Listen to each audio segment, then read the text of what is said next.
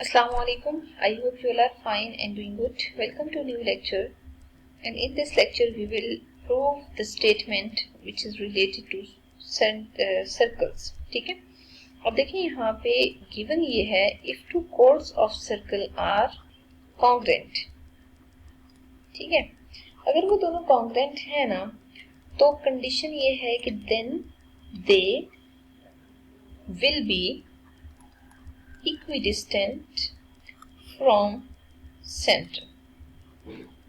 ठीक है, तो सबसे पहले तो हम यहाँ पे गिवन कंसिडर कर लेते हैं। तो क्वेश्चन की स्टेटमेंट में गिवन ये है कि एक सर्कल लें और उस सर्कल में आप दो कोड्स ड्रॉ कर लें और कंडीशन ये है कि वो दोनों कोड्स इक्वल होने चाहिए। तो ऐसा करते हैं कि दो इक्वल कोड्स यहाँ पे ड्रॉ कर लेते हैं। ठीक है, बट ये है कंफर्म है कि आपने इक्वल ही ड्रॉ करनी है। ठीक है, अच्छा अब हम ऐसा करते हैं, यहाँ पे प्रॉपर ए बी मार्क कर लेते हैं। ठीक है, और यहाँ पे सी डी मार्क कर लेते हैं। ठीक है, अब आप एक सेंटर लें दैट इज ओ। ठीक है, और इस सेंटर के कोरिस्पॉन्डिंग आपने ये देखे ना ए बी दो कोड्स लिए। ठीक है, अगर ये कोड्स है ना आपने सेंटर से नहीं पास करवाना इनको। ठीक है, अब यहाँ पे हम लिख देते हैं A B and C D are two equal chords of circle.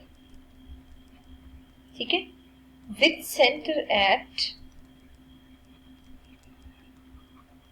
O.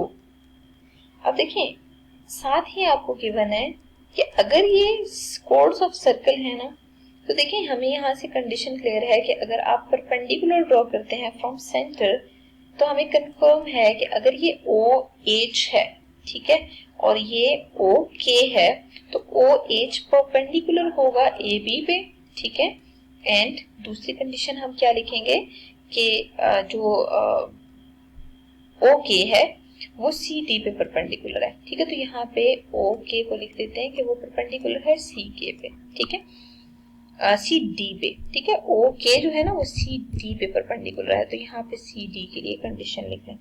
अब हमें क्या करना है कि टू प्रूव यहाँ पे लिखना है। टू प्रूव में क्या प्रूव करना है कि they will be equidistant from centre, means O H जो है ना वो ओ के इक्वल होगी। ठीक है, कंस्ट्रक्शन हमें क्या करनी चाहिए, कंस्ट्रक्शन में हमेशा हम ट्राइंगल्स बनाने की कोशिश करते हैं। ठीक है, तो यहाँ पे आप ऐसा करें कि जैसे O को A से ज्वाइन कर दें। ठीक है, और इसी तरह O को C से ज्वाइन कर दें। तो ज्वाइनिंग में देखें A को O से और O को C से ज्वाइन करें। जरा ज्वाइन करके ना आपको यहाँ पे आइडिया है कि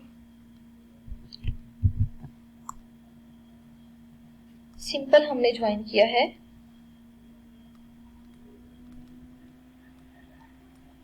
O to A and C। Join इस तरह करना है कि ये राइट एंगल ट्राइंगल्स के लिए परपेंडिकुलर्स आ रहे हो। ठीक है, यहाँ दो राइट एंगल ट्राइंगल्स ड्रॉ हो रही हो। ठीक है, अब हम ऐसा करते हैं कि इससे रिलेटेड प्रॉपर प्रूफ करते हैं कि हमें कैसे करना चाहिए। ठीक है, तो स्टेटमेंट एंड रीजंस को कंसीडर कर लेते हैं। जो दो ट्राइंगल्स हमें नजर आ रही है ना, उन दोनों ट्राइंगल्स को हम ऊपर कोरेस्पॉन्ड करते हैं। ठीक है, तो अगर हम इन दोनों को कोरेस्पॉन्ड करते हैं तो देखिए हमें क्या आइडिया है कि अगर right angle triangle O H A लें, ठीक है, या दूसरी राइट एंगल ट्राइंगल ओ के सी लें, तो इन दोनों ट्राइंगल्स में कंफर्म है कि ओ ए और ओ सी कांग्रुएंट होंगे। क्यों? क्योंकि ये दोनों क्या हैं, रेडियाई ऑफ सर्कल है। ठीक है, अच्छा इसके अलावा आप ये देखें कि हमें आइडिया है कि ओ एच परपेंडिकुलर है ए बी पे। ठीक है, अगर ओ एच ए बी पे परपेंडिकुलर है ना, तो हमें कंफर्म है कि वो इस कोड को क्या कर देगा, बाइसेक्ट कर देगा। ठीक है, तो पहले हमें लिटिल बिट वर्किंग करनी चाहिए, उसके बाद फिर हम ऐसा करते हैं कि इन रिजल्ट्स को नीचे यूज करते हैं। ठीक है, तो मैं ऐसा करती हूँ कि इनको ना प्रॉपर यहाँ नीचे इन दोनों ट्राइंगल्स को कोरेस्पॉन्ड कर लेती हूँ, क्योंकि हमें एक लिटिल बिट वर्किंग करने की जरूरत है जो कि इससे रिलेटेड है। ठीक है, तो यहाँ पे ऐसा करते हैं, सबसे पहले ये लिख लेते हैं कि ओ एच जो है ना वो परपेंडिकुलर है ए बी पे। ठीक है, और इसी तरह ओ के जो है वो सी डी पे परपेंडिकुलर है। अगर ये कंडीशंस आ रही है ना, तो देखिए हमें यहाँ से क्लियरली इंफॉर्मेशन मिल रही है कि A H half of A B है। ठीक है, और अगर यहाँ पे देखें तो सी के हाफ ऑफ सी डी के इक्वल है, ठीक है। तो इसको हम 1 मार्क कर देते हैं, इस रिजल्ट को हम 2 मार्क कर देते हैं, ठीक है। अब देखें हमें आइडिया है कि बोथ कोड्स आर इक्वल। अगर हम ये कोड्स कंसिडर करते हैं ना, तो दोनों कोड्स तो आपस में इक्वल हैं। अगर ये दोनों कोड्स इक्वल है ना, तो हम ऐसा करते हैं, इनको इक्वल प्रॉपर कंसिडर करके यहाँ से एक रिजल्ट डिड्यूस कर लेते हैं, क्योंकि उस रिजल्ट ने आगे यूज होना है, ठीक है। तो देखिए मैं यहाँ पे क्या करती हूँ कि ए बी और सी डी को इक्वल ले लेती हूँ। क्यों? क्योंकि क्वेश्चन में गिवन है ये दोनों इक्वल है। ए बी जो है ना 2 टाइम्स ऑफ ए एच के इक्वल है, और ये 2 टाइम्स ऑफ सी के इक्वल है। तो 2 कैंसिल करें तो हमें कंफर्म है ए एच और सी के इक्वल होंगे, ठीक है। अब जैसे यहाँ पे ना हमने ओ ए ओ सी को इक्वल किया, क्योंकि वो रेडियाई ऑफ सर्कल है, ठीक है। बिल्कुल इसके सामने हम लिख देते हैं कि ये रेडियाई ऑफ सर्कल है। तो बिल्कुल इसी तरह हमें यहाँ पे इंफॉर्मेशन है कि ए एच जो है ना वो सी के भी कॉन्ग्रेंट है। क्यों कॉन्ग्रेंट है? इस रिजल्ट को हम यहाँ पे 3 मार्क कर लेते हैं, और यहाँ आप लिख लें फ्रॉम 3, ठीक है।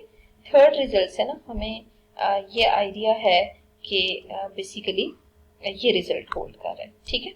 और यहाँ पे आप बेशक इंफॉर्मेशन दे दें फ्रॉम 1 एंड 2। अब देखें थर्ड रिजल्ट हमें चाहिए मजीद, ठीक है। जैसे 2 चीजें आपने इक्वल कर ली है ना, तो अब थर्ड रिजल्ट जो है वो ओ एच और ओ के इक्वल होंगे। तो आपको यहाँ पे आइडिया है कि यहाँ पे एक एंगल 90 का आ रहा है, ठीक है। मतलब ये जो एच पॉइंट और के पॉइंट है ना, यहाँ 90 का एंगल आ रहा है, क्योंकि ओ ए और ओ सी ये दोनों जो है ना वो हाइपोटेनियस हैं। तो इस हाइपोटेनियस से आपको इंफॉर्मेशन मिल रही है कि ये दोनों जो साइड्स हैं उनमें ओ एच ए और ओ सी के ये दोनों ट्राइंगल्स कॉन्ग्रेंट हैं, ठीक है। अगर ये दोनों ट्राइंगल्स कॉन्ग्रेंट हैं तो इनमें बनने वाली हर साइड हर एंगल कॉन्ग्रेंट होगा, तो ओ एच और ओ के भी इक्वल होंगे, ठीक है। तो इसके सामने ना आप लिख दें कि कौन सा वाला पास्टुलेट आ रहा है, एच एस पास्टुलेट आ रहा है, ठीक है। एच एस पास्टुलेट अगर एग्जिस्ट कर रहा है, इसका मतलब ये है कि यहाँ पे आप लिख सकते हैं corresponding sides of congruent triangles की कंडीशन आ रही है।